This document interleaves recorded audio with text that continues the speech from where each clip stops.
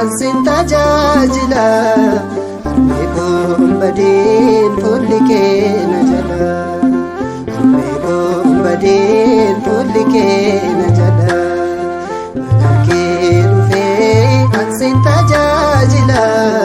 mana kee dhufee ansin tajaajila harmee badeen fuulli kee na jala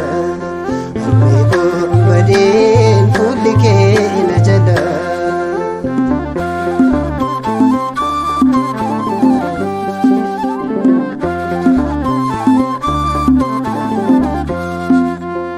Waan dachee kanarraan goyoonfame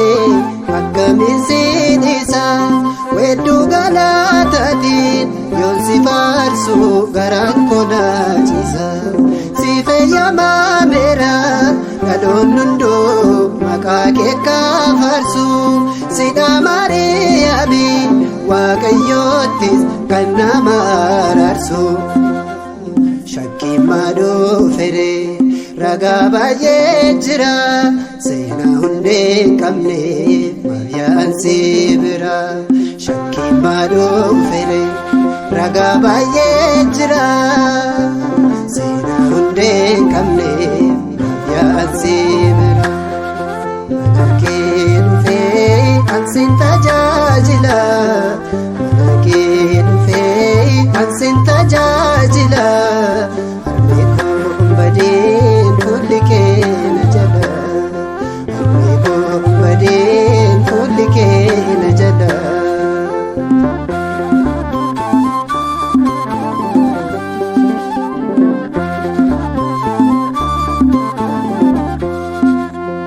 Kan namni naaf kennu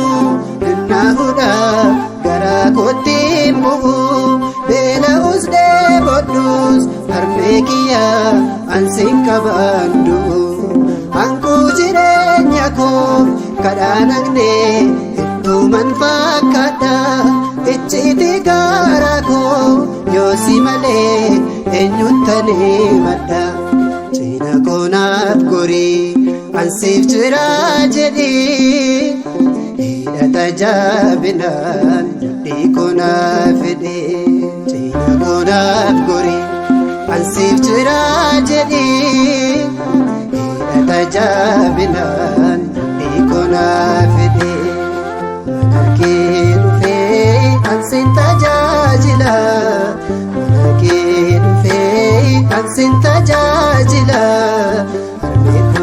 badeen fuulli kee na jala harmee badeen fuulli kee na jala.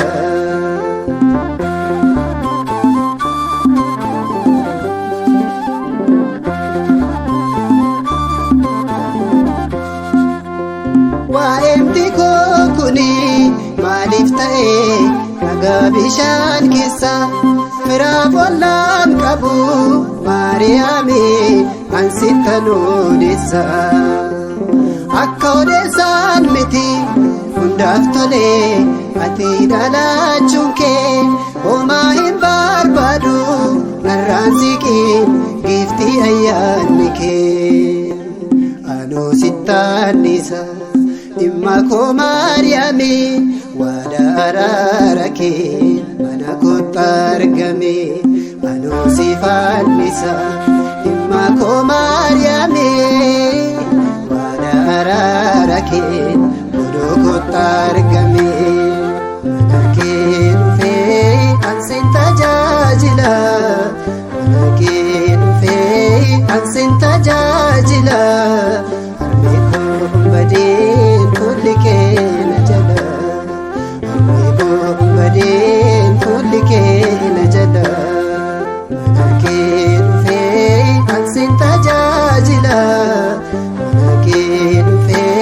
kan sin ta'e